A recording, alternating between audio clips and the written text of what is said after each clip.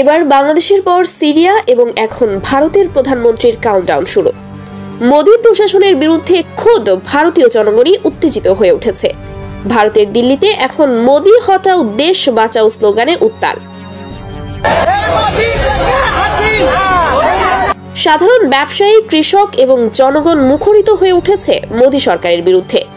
বিশ্ববাজারে যেখানে সকল দেশের মধ্যে বাণিজ্যিক সম্পর্ক নির্ভর করে আন্তঃসম্পর্কের ওপর, মোদী সরকারের কারণে ভারত আজ হারাতে বসেছে তাদের সবচেয়ে বড় আন্তর্জাতিক বাণিজ্য বাজার।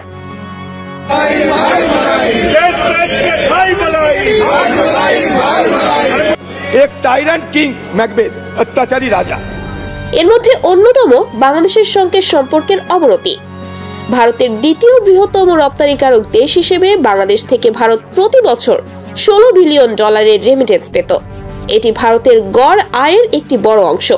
তবে ভারতের সঙ্গে বাংলাদেশের সম্পর্কের অবনতি হওয়ার ফলে নেটিজেনরা বলছে, বাংলাদেশকে বিরোধী অবস্থানে নিয়ে ভারতের কোনো লাভ নেই, বরং একে বিপদের মুখে ফেলে। আমরা চাল না পাঠালে, পেঁয়াজ না পাঠালে যে কাঙালি দেশ না খেতে পেয়ে মরে যাবে, সে বাংলাদেশের আবার এত বড় বড় কথা।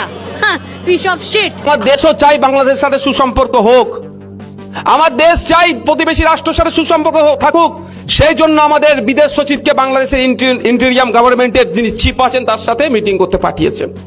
আর আমরা এত অবাঞ্ছিত মন্তব্য করে ফেলছি, দু দেশের সম্পর্ক তলানিতে পাঠানোর চেষ্টা হচ্ছে। আমরা প্রতিবেশী রাষ্ট্রের সাথে যদি সুসম্পর্ক না থাকে, আমাদের যারা শত্রু রাষ্ট্র তারা ওর রাষ্ট্রের সাথে হাত মিলাবে। কিন্তু আমাদের দেশে চর্চা হচ্ছে কি বাংলাদেশ।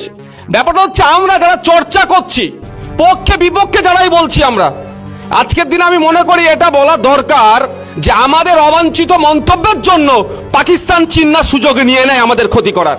শেখ হাসিনার দেশ ত্যাগের পর ভারতীয় গণমাধ্যম বাংলাদেশের বিরুদ্ধে একের পর এক মিথ্যা প্রচারণা চালিয়েছে।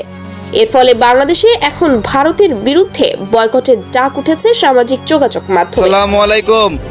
আপনার দোকানে বেশি বেশি দেশি পণ্য রাখবেন, দেশি পণ্য কেনার জন্য নাগরিকদেরকে অভ্যস্ত করবেন। এই যে ডাবর হানি, এটা ইন্ডিয়ান হানি, এটা বিক্রি করবেন না। আমাদের দেশীয় অনেক মধু বিক্রেতা আছে, তারা অনলাইনে মধু বেচে।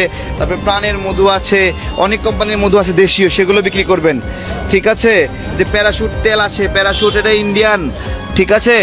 ওই যে উজালা কিন্তু ইন্ডিয়ান, এটার পরিবর্তে চমক ব্যবহার করবেন। চমক আছে না আপনার কাছে? বাংলাদেশে ভারতীয় পণ্য বর্জনের আন্দোলন তুঙ্গে উঠেছে। দোকানগুলোতে ভারতীয় পণ্য কিনতে আগ্রহ প্রকাশ করছে না ক্রেতারা। তারা ভারতীয় পণ্য বয়কট করছে, যার ফলে ভারতের পরিস্থিতি আরো সংকটপূর্ণ হয়ে উঠেছে।